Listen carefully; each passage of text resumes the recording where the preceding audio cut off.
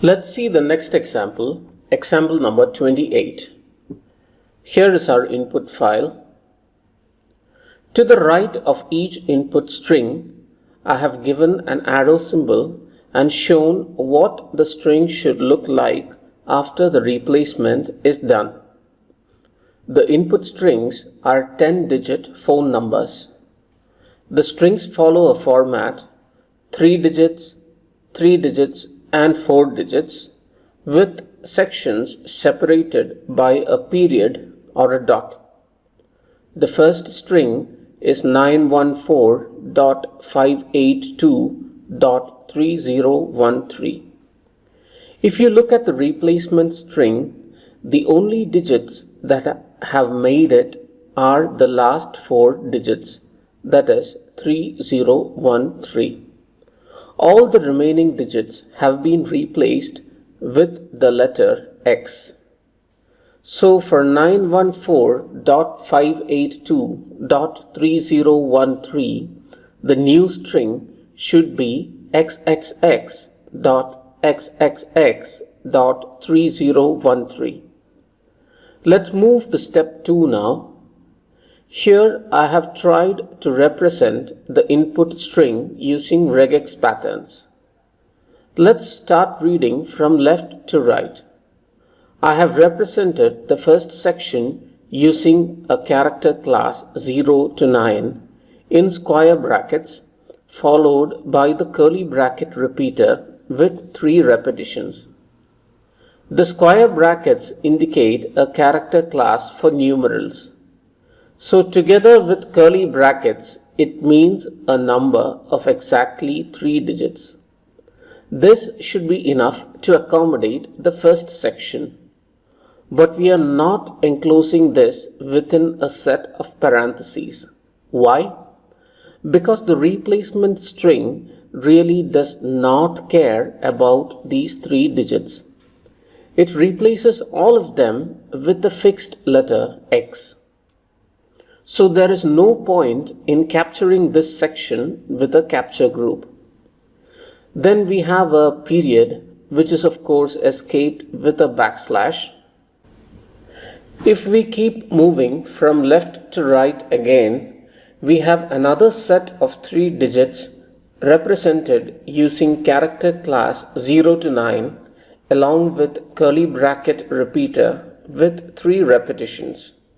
This represents the second section of 3 digits. Again, we do not enclose this within parentheses as the digits from this section will not make it to the final replaced string.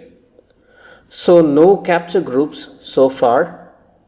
Let's keep moving again from left to right.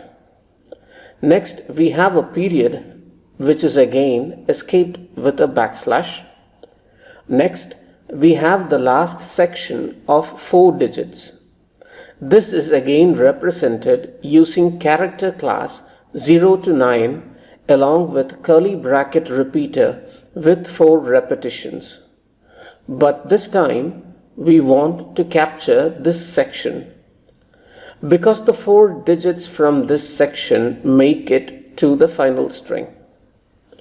So we should make sure we have a capture group for this so that we can refer it from the substitution string. The exact number identification is \1. You can see that written in a small white font towards the top of the orange box. Now we have done all our captures.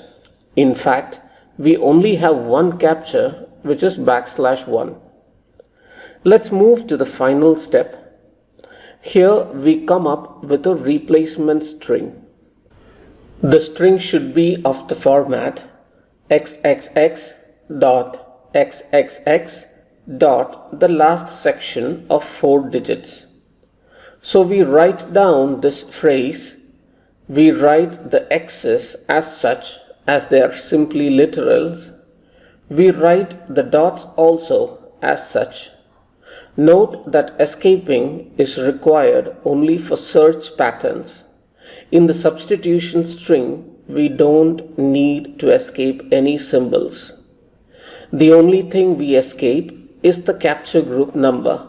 For example, the first capture group is represented using \1. So that's the only thing that needs to be escaped. So we write the x's and the dots as such. Then we write \1. The \1 will get replaced with the contents of the first capture group, which is a 4-digit number in the last section of the phone number. So our solution for example number 28 is again a set of two regex patterns. The first pattern is what we came up in step 2. The second pattern is our substitution pattern, which we came up with in step 3. Let's try this out now. Let's bring up our Linux terminal. First, let's see our input file. So cat input file name. There you go. Now sed-r and in single quotes s/. We'll type in our search regex pattern for this example. Another /. We'll type in our replacement regex pattern for this example. Another /. G, and then the input file name for this example. There you go. So compare the result here with what you saw in the graphic for this example. Both should match. So that's it for this session. Let's move on to the next one.